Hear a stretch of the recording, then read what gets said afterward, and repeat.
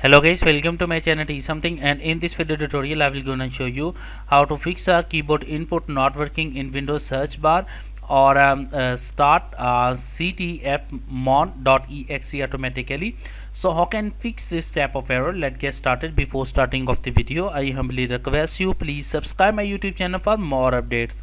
So let's start. Okay guys, first of all, in the search box type a registry editor. Open registry editor, right click, run as administrator. After opening that, first of all select the H key local machine and expand it. After that select the software and expand it.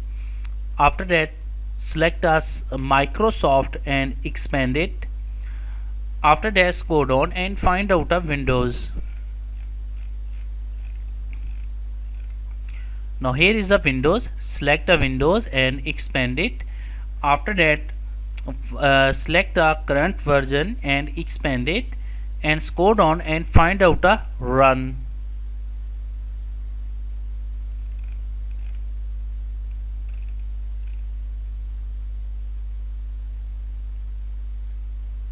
Now here is a run.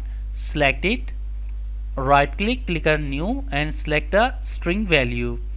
After that type a name is ctfmon.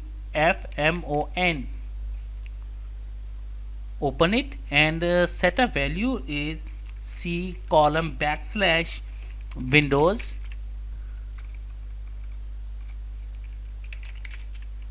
backslash system32 backslash ctfmon.exe.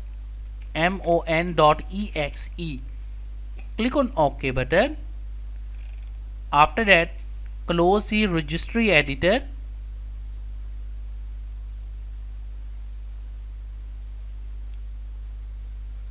After that close it and restart your computer, and after restarting your computer your problem is fixed.